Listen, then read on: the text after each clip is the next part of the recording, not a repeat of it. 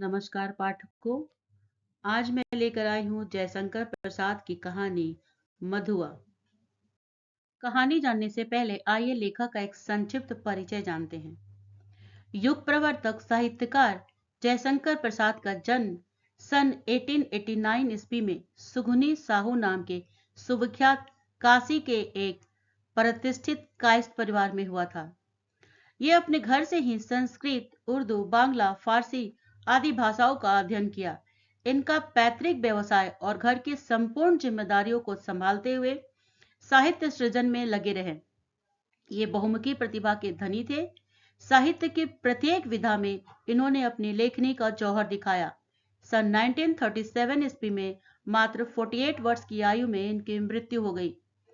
जयशंकर प्रसाद एक हिंदी कवि, नाटककार, कहानीकार, उपन्यासकार तथा निबंध लेखक थे। वे हिंदी के छायावादी युग के 4 स्तंभों में से एक माने जाते हैं। उन्होंने एक तरह से छायावाद की स्थापना की, जिसके द्वारा खड़ी बोली के काव्य में न केवल कमनीय माधुर्य की रस सिद्ध धारा प्रवाहित हुई, बल्कि जीवन के सूक्ष्म एवं व्यापक आयामों के चित्रण की शक्ति भी सचित हुई और कमायनी तक पहुंचकर काव्य प्रेरक शक्ति काव्य के रूप में प्रतिष्ठित हो गया। बाद में प्रगतिशील एवं नई कविता दोनों धाराओं के प्रमुख आलोचकों ने उसकी इस शक्तिमत्ता को स्वीकृति दी। इसका एक अतिरिक्त प्रभाव यह हुआ कि खड़ी बोली हिंदी काव्य की निर्विवाद भाषा सिद्ध हो गई।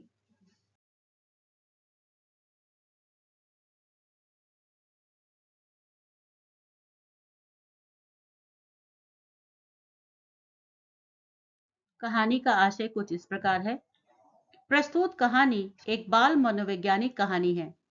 यह परत दर परत खुलती जाती है।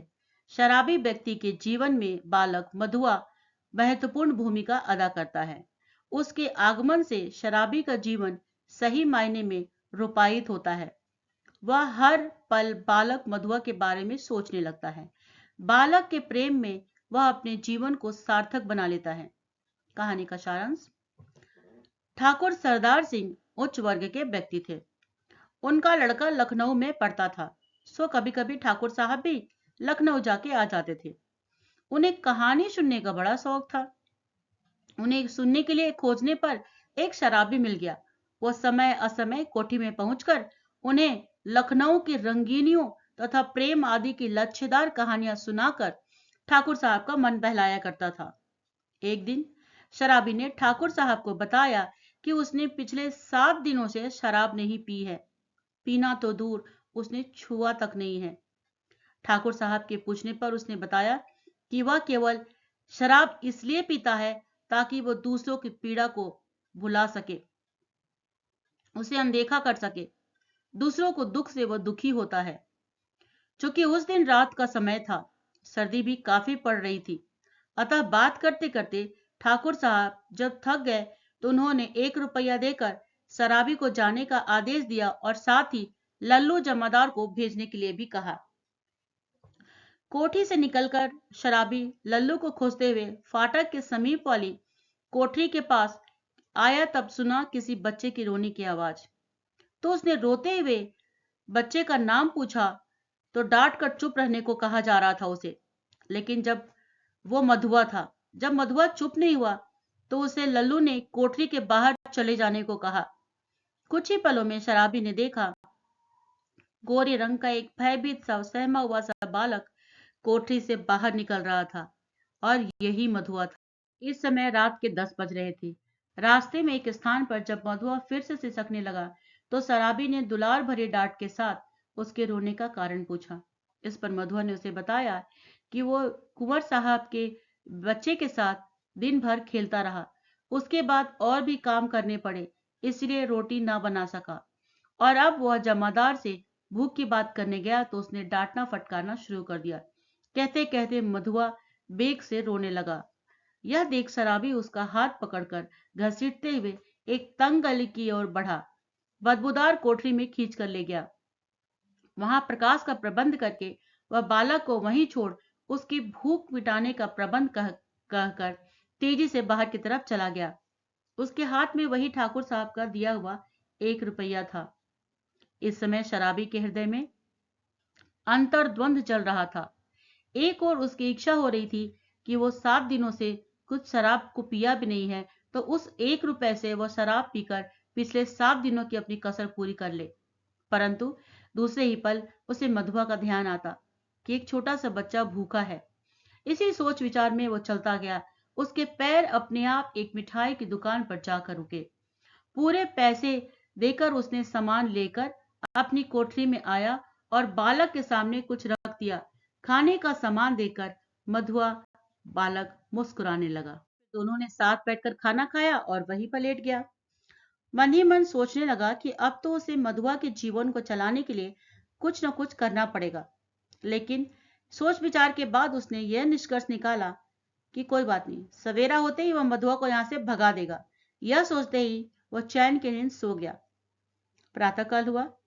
वो जगा और उसे मधुर झिड़की देते हुए, यानी कि प्यार से डांटते हुए, रात का बचा हुआ खाना खाकर यहां से चले जाने को कहा। लेकिन जब मधुआ ने स्वाभाविक हंसी के साथ यह कहा कि अब वो कहा जाएगा, तो शराबी मन ही मन छल्लाकर सोचते हुए बाहर निकल गया। चलते चलते वो गोमती नदी के किनारे पर पहुंच गया और हाथ मुंह धोए वहां पर और बैठ गया था। अब तक बहुत अच्छी धूप निकल आई थी। वह वहीं बैठा चुपचाप नदी की धारा को देख भी रहा था और सोच भी रहा था।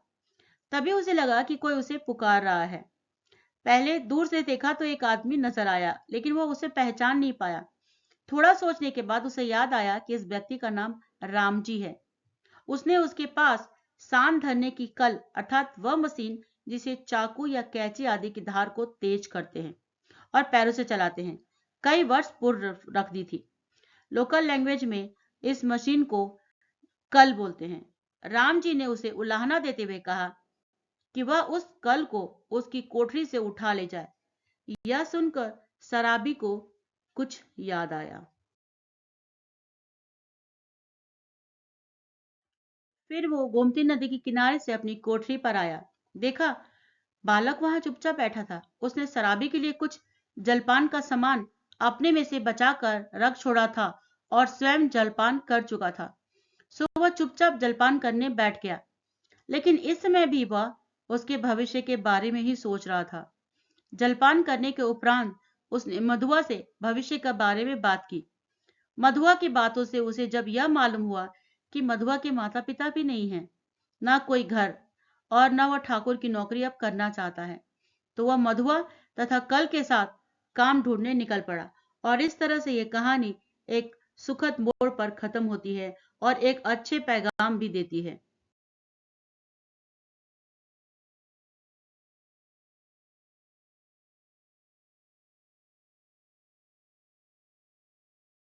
अगर मेरा ये वीडियो आपको पसंद आए तो सब्सक्राइब, लाइक, कमेंट, शेयर करना ना भूलें।